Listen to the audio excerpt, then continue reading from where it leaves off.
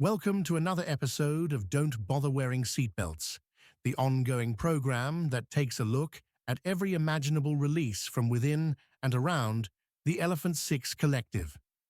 This episode is a free rebroadcast of our very first episode from our first season, freed from behind a paywall. This episode explored the album Black Foliage by Olivia Tremor Control with band member John Kiran Fernandes.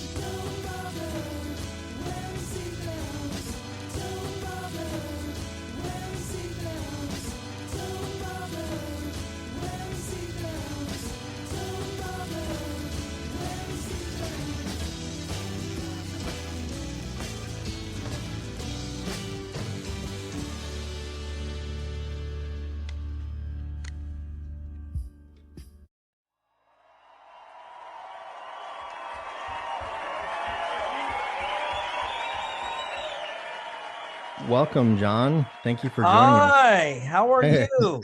I'm excited. I was just watching you this morning. I watched the Elephant Six documentary, which you're all over. So I feel like I know you so well now. Oh, that's good. In this first episode, we'll be discussing the final and possibly best album from one of the most prominent Elephant Six artists.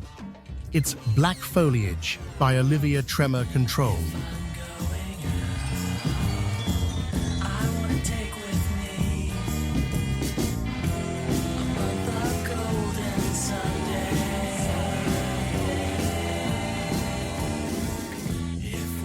Joining is band member and multi-instrumentalist John Kiran Fernandes.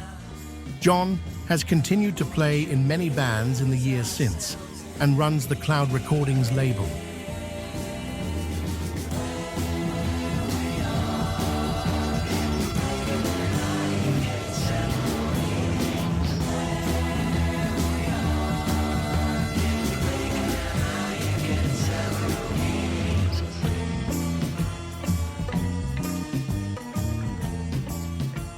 So why do we think you should start your journey into the world of Olivia Tremor Control with Black Foliage?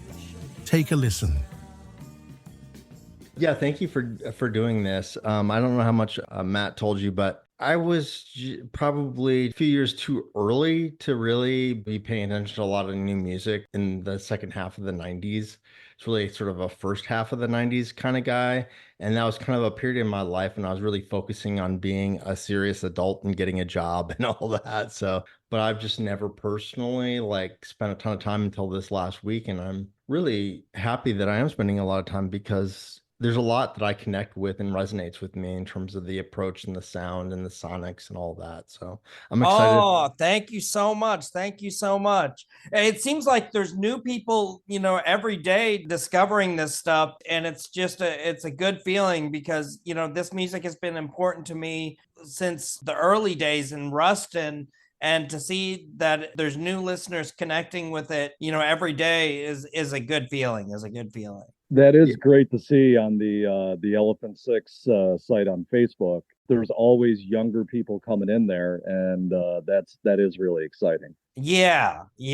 But when you guys were putting out records, I had heard some of it just because I had friends who were really into it, and so I was loosely familiar. But there's a vibe about it that feels very much like a throwback, but also something uniquely new and unique in that sense. And maybe that's part of what the appeal is to some of the younger generations coming now, just because it does sound like maybe something you've heard before, but then at the same time it doesn't. It's like a new spin. Yeah.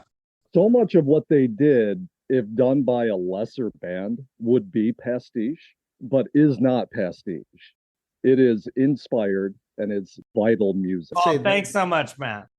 Well, part of the appeal of Black Foliage, and it's been written about from multiple different angles, is that we combined the pop with the experimental, and they're fully integrated in that second Olivia Tremor Control album. I've seen reviews that say it's like chaos and order just keep leapfrogging each other. And a lot of reviews refer to how much heart there is to it, how it's experimental, but it's not this heady, over your head There's something cuddly and cute and lovable about it. It's not this harsh, off-putting. It's like when we do experimental, there's something playful about it. It's serene at times, like the barking below it. Yeah. It doesn't feel crazy to me. It's not assaulting my senses. It feels serene. And those chunklet pressings are so good that even on vinyl, when it gets quiet, it really does seem like it disappears, and then it just kind of surprises you by popping back in and just like making your head spin, you know?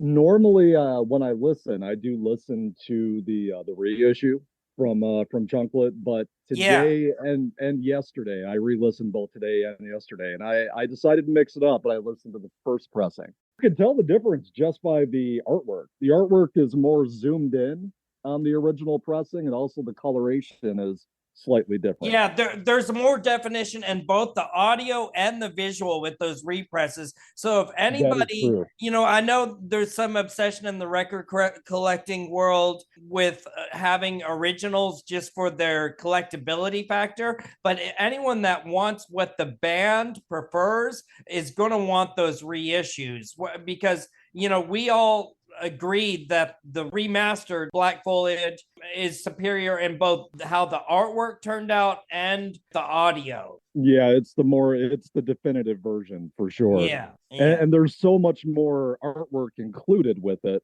And hours of downloads, just giving you a complete picture of all facets of the band. Yeah, absolutely. I'm going to interrupt for just a second, just because I think that for anyone who, like me, who maybe had sort of like a casual familiarity with Olivia Tremor Control, they hear a lot about the Cubist Castle record. But for me, I feel like there's something about the Black Foliage where it feels like it's kind of like a culmination, kind of like what you were saying, John, just about like, especially with the remaster.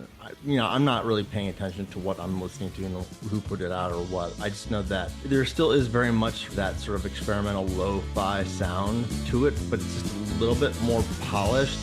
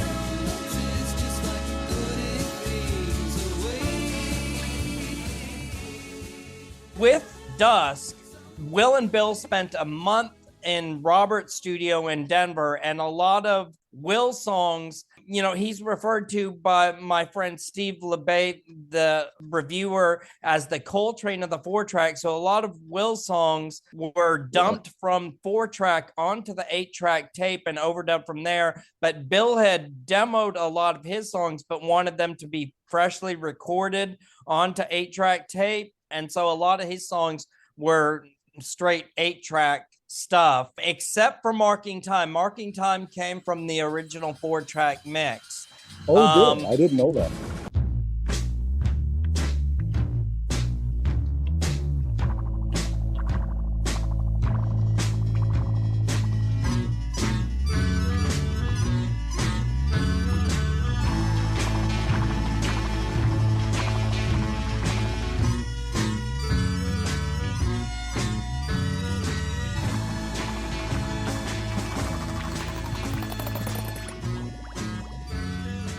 When I first joined the group, I was 19 years old, and so it took me a while to kind of get a foothold in the group. I played bass on the prelude to Dusky at Cupid's Castle, The Giant Day. I played bass on the song Shaving Spiders. But with Dusk, I was still kind of working my way into the group. And so on Dusk, I'm only featured on 4 songs on clarinet. The End of Courtyard, the Dusk at Cupid's Castle song, a green typewriter section, and then one of my early highlights of achievement, I Can Smell the Leaves. And then I was speaking with Patrick Fleming about how one of Bill's comments about how no matter how far out I got with the kind of free jazz clarinets, it was always, there was some melody down at the heart of it. And you could always hum the melodies, even though they're just these far out kind of skronky kind of stuff, you could always hum the melodies. And that's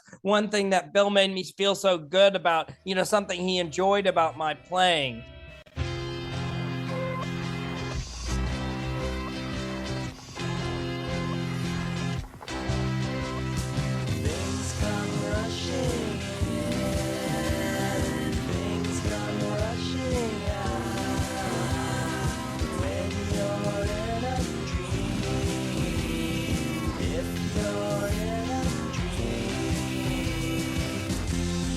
Just a sleepy company, and that's alright. You're just a sleepy company, and that's alright. I'm taking up the rivers of the Nile last Sunday. Dig a hole in the cracks of the logic transistor. Dig a hole and listen for the history. Dig a hole and listen for the history. I had taken violin lessons from when I was 4 years old until junior high, and then took saxophone lessons in junior high, but I ended up with a clarinet, and so I played clarinet primarily. And then the saxophone that I played on Black Foliage, I had borrowed from Andrew of Elf Power, and it had some tuning issues, but it still had a good sound. I was able to get some good sounds from it. Bill was like, oh, wait a minute, you play all these other things, you know, violin and reeds and stuff like that. Why don't you start adding some of that into the group? So by the time of Black Foliage, I was adding all these string arrangements, horn arrangements, playing some bass. One of the big differences in Black Foliage and Dusk at Cupid's Castle 2 is that Will and I were taking mixes home. We had a recording budget, and at Bill's request, we all got the same Tascam 4 tracks, and his plan was for us to work on stuff at home and then bring it to the group. And I still have this 4-track and still record with it off in this Tascam 4-track. And Will had this digital 8-track. Eric Harris was such a genius that he would actually do tape splices on that Olivia Tremor Control Black Swan Network recording, and on the Black Swan Network 7-inch, there's evidence of Eric Harris's actual tape splicing stuff. But Will, to do his super fast edits, he had this digital 8-track, and you could edit down to a millisecond.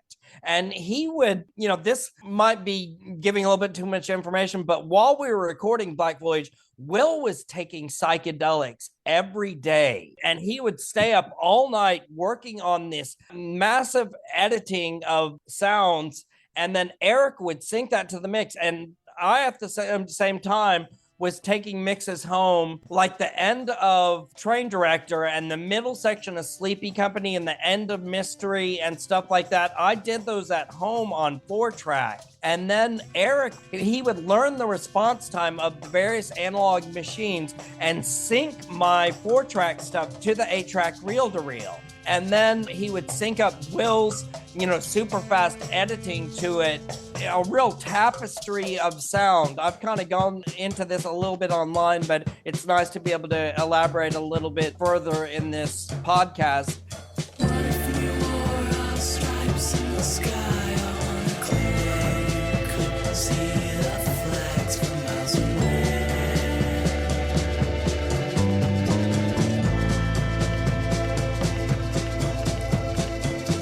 Cloud shadows stretch several states and bubbling music. We were culling together, William Cullenhart, we were culling together all these different things and making this beautiful quilt, if you will.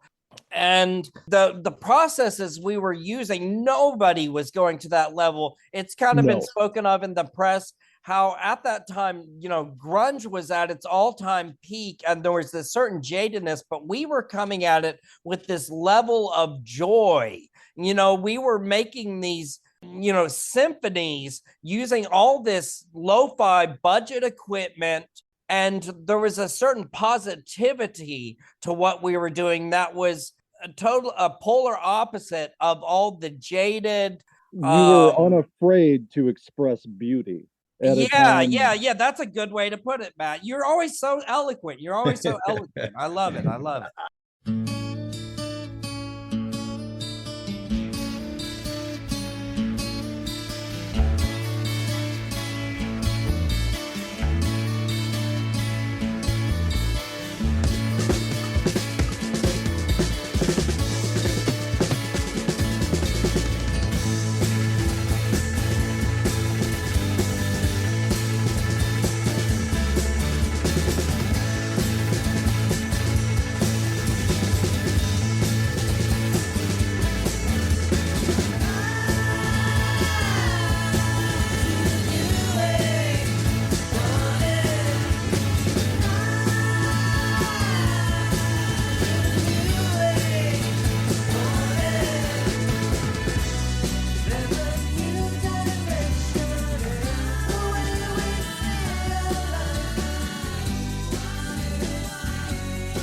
I kind of wanted to jump in real fast just because I'm thinking that some of the people interested in this are people who are only casually knowledgeable. And one of Olivia Tremor Control and all the various sort of spin-off groups and everything. But it does seem to me that, like you were just sort of saying, sort of embracing the positivity and not afraid to be celebratory. And joyful.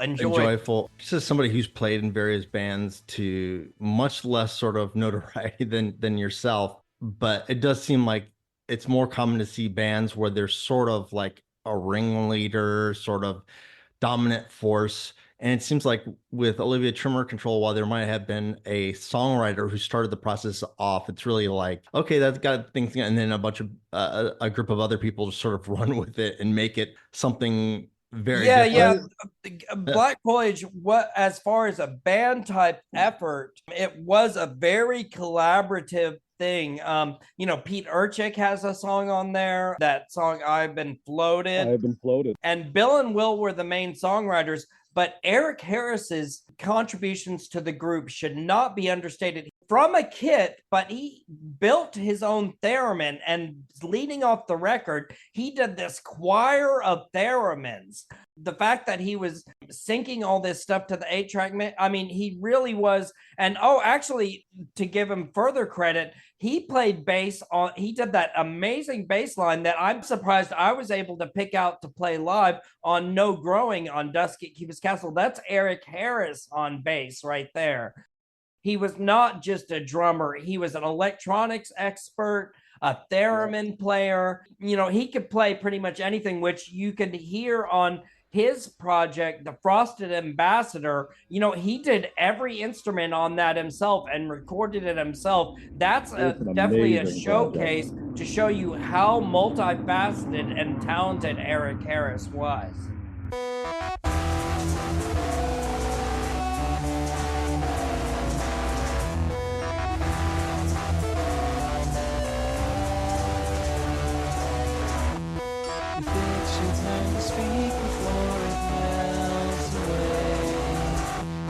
Express that each have words known as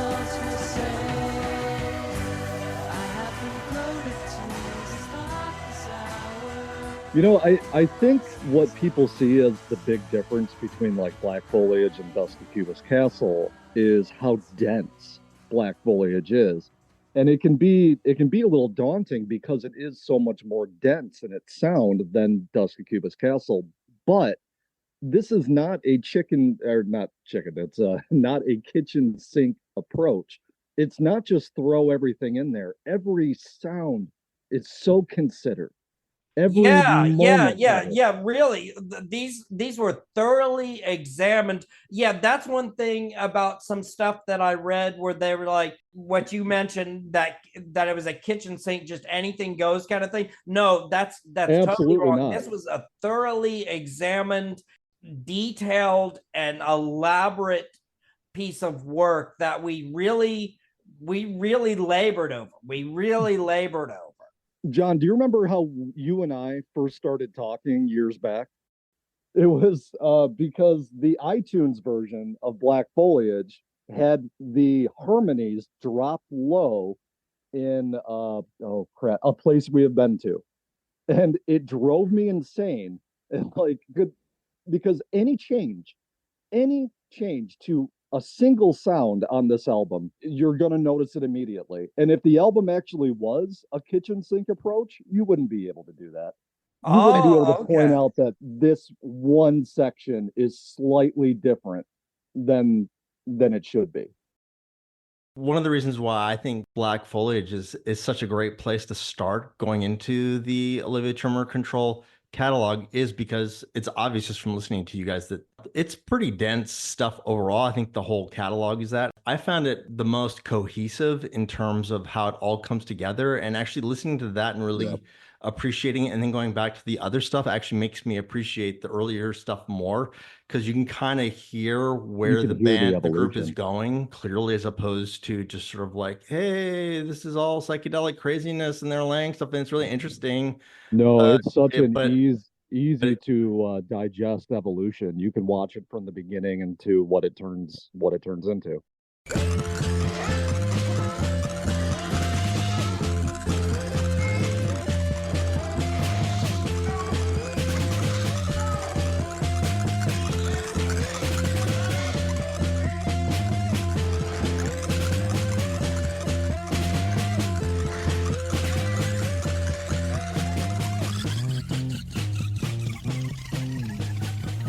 See, my mom told me that when I was 3 years old, I requested that I take violin lessons. And when I turned 4 years old, she started me with violin lessons, and I took violin lessons until junior high. And this is kind of a funny little story. Being a young junior high aged man with testosterone starting to flood my system, I got in my head that violin was a nerdy instrument.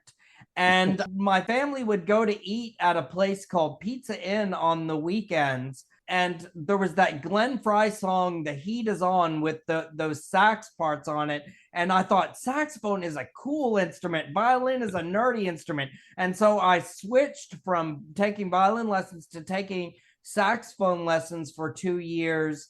And then to continue on to see, with the evolution of my story, I started playing with Scott Spillane and John Dazzo, who later formed the Gerbils. We had a project that was initially called Buddha Footprint Repetition after an Allen Ginsberg line.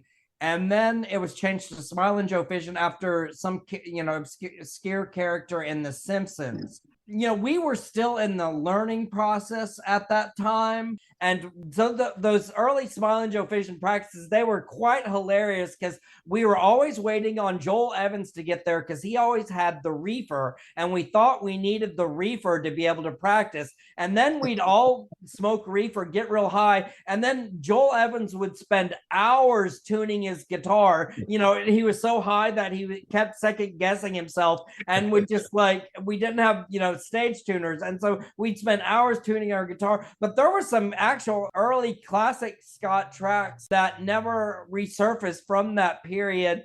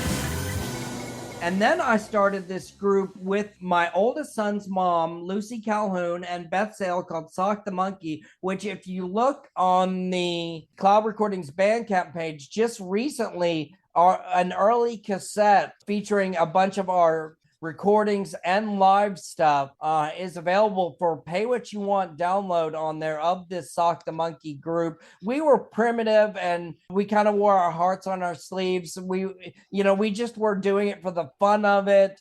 And I think that shows in the recording, it's primitive and raw. But my story of joining the Olivia Tremor Control, this has gone over a little bit in the Elephant Six book. I was playing bass with Scott Spillane at a coffee shop owned by a Synthetic Flying Machine member, Shannon Willis in Monroe, called the Loose Caboose. Bill and Will had moved to Athens, then they had moved out to Denver, and then were moving back to Athens. And Bill came through Louisiana on his way back to Athens and saw me playing bass with Scott. And really, I didn't know much about the bass at that point. I would just watch Scott's hands. If his hands were going up on the neck, my hands would go up on the neck. If his hands were going down on the neck, my hands were going down on the neck. But Bill saw me and was impressed and was like, I didn't know you played bass. Would you like to join Olivia Tremor Control? And of course, I was like, yes, I'd love to. So I was brought in kind of as this live bass player, but worked my way into the group. So by the time of Black Foliage, I was like fully integrated, contributing string arrangements, horn arrangements, some bass playing.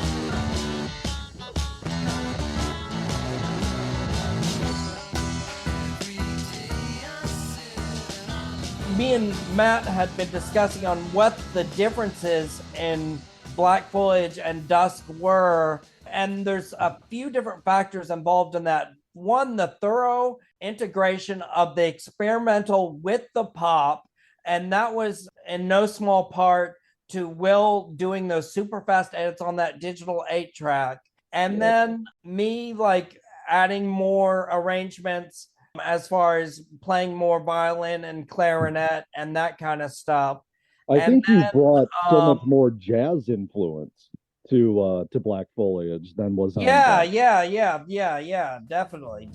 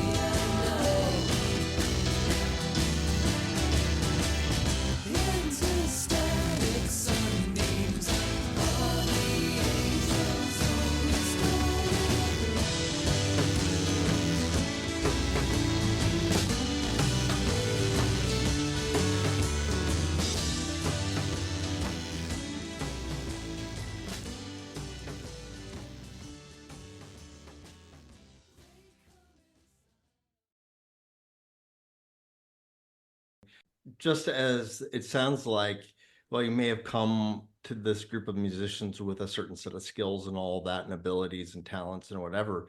It seems by the time Black Foliage comes along, all of you are just playing the hell out of your instruments. I mean, they're not just interesting songs and interesting things going on sonically in terms of the layering and intermingling and all that, but just the parts feel a little bit more intricate to me and just played technically a little bit, but not that I think that matters so much to the sound, but it certainly adds another level of sort of like, oh, this is not just a little different. This is actually really, really good, really, really well played. Like, it's not just I was kind of telling good- this story to a friend recently.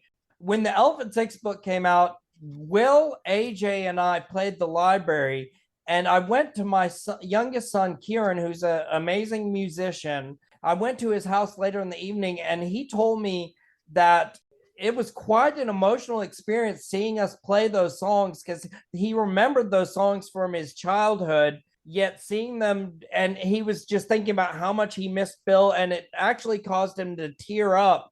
And he was listening to Sleepy Company in headphones, and me and him have some kind of psychic connection, because he was like, I bet you felt good after you recorded that violin part, to Sleepy Company.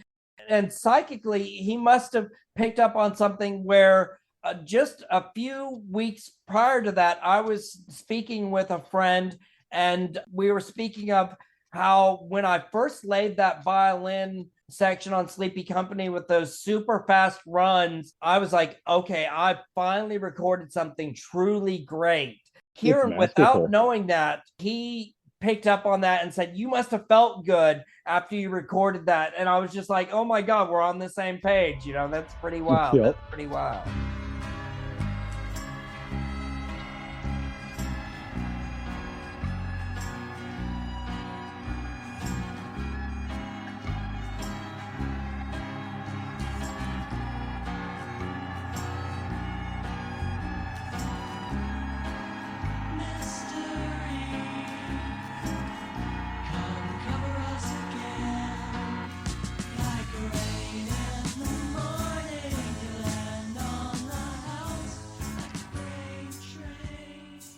I was just going to say, it's obvious that you kind of agree with Matt and I that Black Foliage, it's certainly an album that people should be focusing a little bit more on. The rest of the other members, I'm just kind of curious how the band as a whole feels. Felt about that record? Is that what you're asking? Basically, yeah. We're, the entire band is really proud of our entire output. There's a line in the Elephant Six documentary where Will says something, we did something and it's fucking great and I'm proud as fuck about that, or something. I'm kind of paraphrasing, but that's basically, we're proud of our entire output. And one thing I remember Bill saying is that he was always happy with Dusk, but the mastering on Black Foliage he was never quite happy with until we got that remastering done, and then he felt that he was satisfied with it. The only bone he had to pick with Black Foliage was in the mastering of it, that it got a little muddy and stuff like that. So with the remastered version, he was much more satisfied.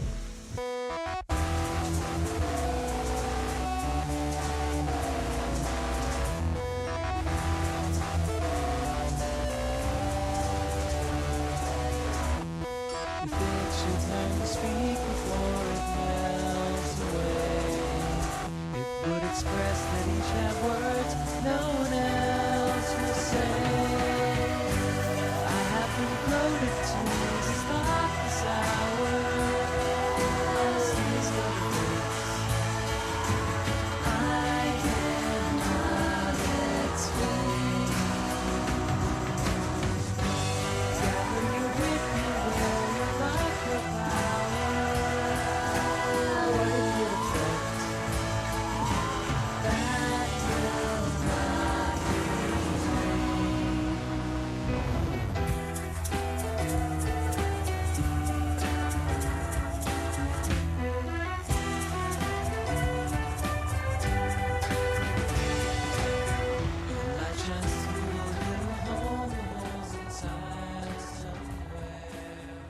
Actually, both full-length double albums by Olivia Tremor Control, they have a whole introduction, a middle section, and then an ending. Like, too many records you put on, and it seems like it's just a bunch of songs thrown on there, and the records just kind of ends. But like with Black Foliage, there's an introduction with Eric Harris's choir of theremins, and then it just seems like there's a goodbye with Hilltop Procession, like there's a whole, and then there's the wandering middle section of the Barking Below It, and there's a whole arc to the record. It's like a complete statement. It's very considered. It's telling you something from the start, and it ends when it is supposed to end. It is not just a collection of songs. Good. To me, I think like Cupid's Castle has some really amazing songs on it, but I feel like there's not a bad song on the Black Foliage record. And like he's saying, there is sort of like a story. There's like the way it's sequenced, it feels like it only accentuates the songs even more. I think it's a better sequenced record for sure. It's not that Cupid's Castle is bad or anything, whereas it feels like all of Black Foliage to me feels like it's like there is an arc to it, and that you need to actually almost listen to it in a certain sequence. I couldn't imagine listening to this album out of sequence. Yeah. Another thing that I want to stress to people who are experiencing this record is buy a download or buy the chunklet reissued vinyl, because when you listen to it on Spotify, the whole record runs together. This is something this musician who I respect a lot called Rafael Terrell made a point online. When on Spotify, you get those little spaces between things that run together where there isn't that continuous flow of sound. So if you want to get a proper listening experience of Black Foliage, buy a download of it where it's all flowing together, or listen to it on the chunklet reissued vinyl. It's not conducive to, if this is what you have to do, listen to it on Spotify or YouTube, but we would much prefer if you listen to it as intended without the gaps between the songs, because they all run together. There's something about what you guys were doing that feels like this needs a place. Like it's a sort of record I want to play for my kids. And if they're into it, great. If they're not, that's fine too. But it feels like it's something that they need to hear, because you're experimenting, sure, and a lot of people do that, but there's something about how you guys are doing it. You're doing it the right way. You are making the maximum with what you have. It's not experimentation just for the sake of experimentation. Yeah, it's experimentation that leads you somewhere otherworldly that has not been accomplished before. Oh, thank you so much, Matt. Thank you so much. I think you put it very well. It's essentially what I was getting at, which is it just feels like there's a point, like it's almost like it's not just masturbatory. Hey, we're going to put a bunch of crazy psychedelic sounds on this, and oh boy, isn't this fun? It's like, no, we're actually trying to create art here using this stuff. And I think it's very successful in that. They slaved over it. Yeah, I mean, you can tell that it wasn't just goofing around. There was that extra effort that needed to go into it to make it all work the best it could. Oh, thank you so much. Thank you so much. I do have to ask, so much of this seems like very much like, okay, working really hard in the recording room, the space, whatever you guys were recording in. And then there's also sort of the live component. It does seem like a lot of this stuff would be hard to reproduce live. Were you trying to reproduce it exactly live, or was it every single time you play a song, it's a different interpretation? Kind of interesting. We would go to extra lengths to be able to put on a show that matched. They were different. There was more of a punk rock energy to our live shows than the recorded versions with attention paid to every minute detail. There was an energy to our live shows that was closer to like a punk rock kind of show or something like that. But we did make efforts.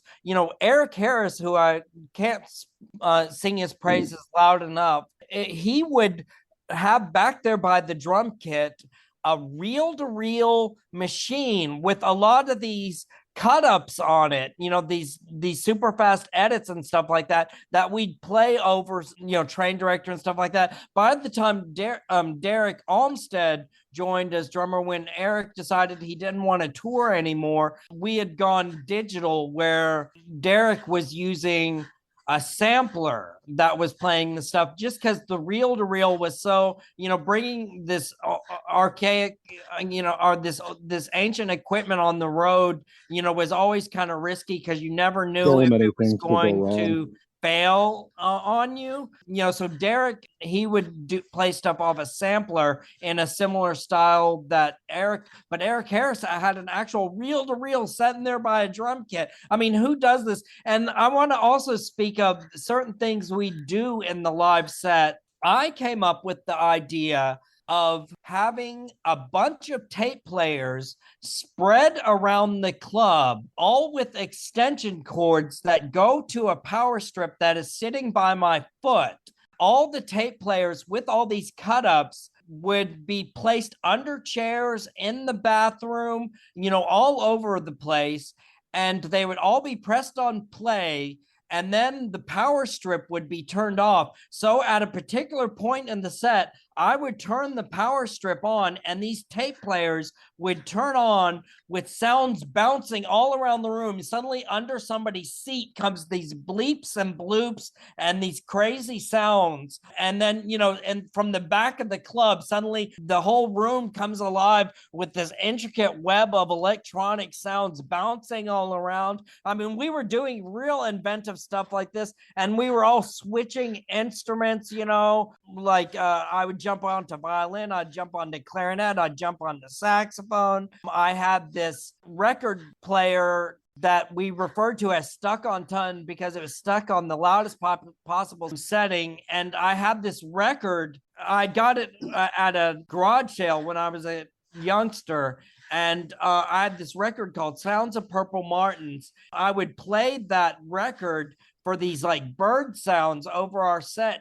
We'd mic the stuck on 10 boombox record player thing with this Sounds of Purple Martins record, which I still have that record.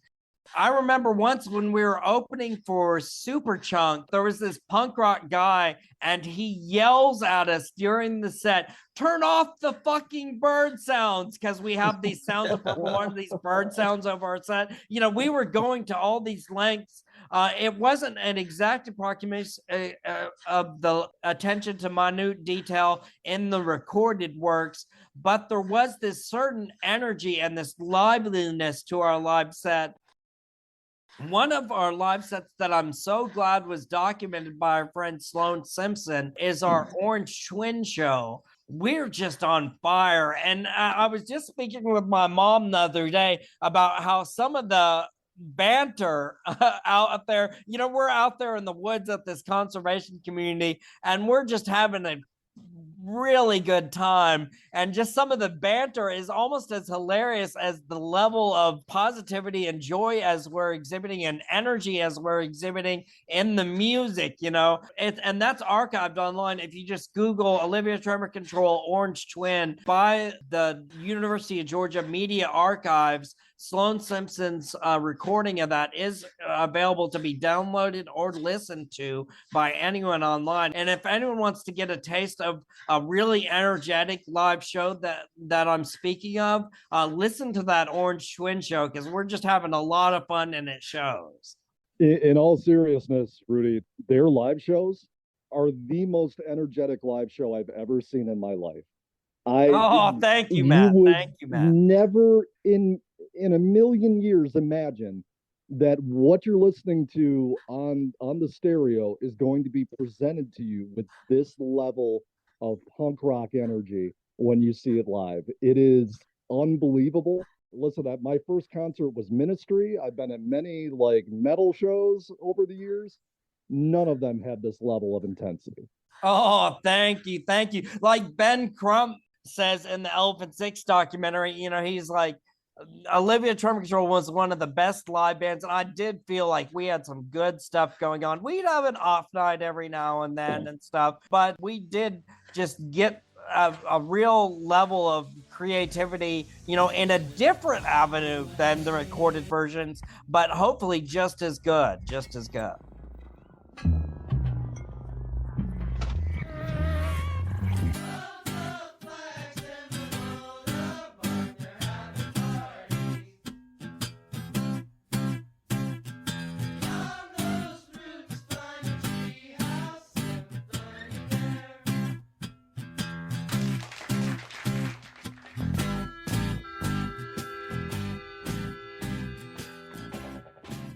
This has really been great, and it's like I can just imagine too, just somebody who's only casually sort of knowledgeable of the whole scene, just being overwhelmed by the flood of information. So I really appreciate it. I think it's really given a lot of sort of insight. I mean, whether live or recorded, I can definitely appreciate all the level of effort that went into all of the experience that is the Olivia Tremor Control. Because that is definitely something I thank you for letting us wax poetic about all this stuff. I mean, it's, I know Matt considers it his favorite album of all time, Black Foliage. And this group is so near and dear to my heart, especially with the departing of Bill. These were some of the best days of my life, and just to be able to look back at this stuff and speak about our recordings, speak about our live shows, and try to spread the gospel of something that was so important to me, and to hold up the legacy of Bill Doss is so important to me. And I thank you for giving us this opportunity. Absolutely. Actually, Matt had sort of hinted that you're still relatively active. Yeah. If you look on the cloud recording site right now, there's like 1 million shows. Both me and my son are playing. We're out there, every other night of the week. It's pretty wild. It's pretty wild. Is Donna Gira, is that the most recent cloud recordings release? Yeah, number 30. It's CLD 037, Cloud 37. It is. That's John's son. Actually, there is, without a catalog number, Michael G. Maxwell. We just released through our old friend and collaborator Robert Schneider.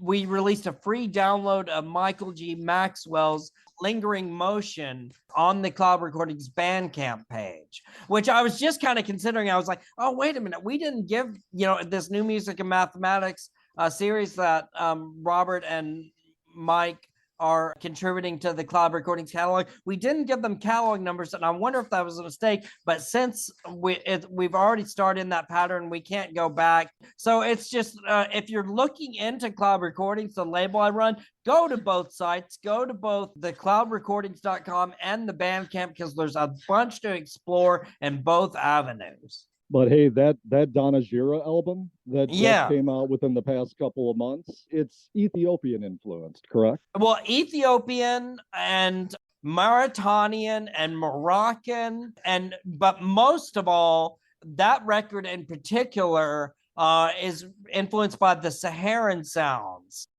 Kiran was inspired to record those pieces after I showed him a video of the lady that initiated the project playing in the desert there in North Africa.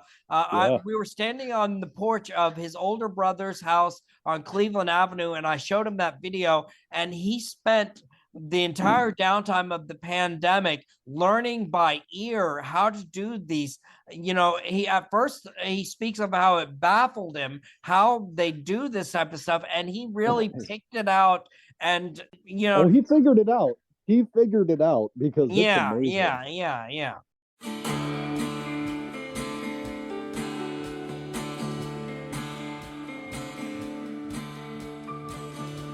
Don't Bother Wearing Seatbelts will return in 2 weeks with an all-new episode. It's a discussion of the new Great Lakes release, Don't Swim Too Close, with Ben Crumb. Until then, you can find more old episodes of this ongoing series for purchase as part of the Discog Graffiti Patreon account. If you're willing to wait, we'll eventually re-air them all for free on both Bored Music Geek Radio and most podcast platforms. And speaking of Patreon, Don't Bother Wearing Seatbelts also has one of those. Wait, keep listening. Our show is free and will remain that way. However, joining our Patreon and pledging just $1 a month allows you to participate in our monthly giveaways. So, before we return with another episode, be sure to listen to great music, as well as do what brings you joy and fulfillment.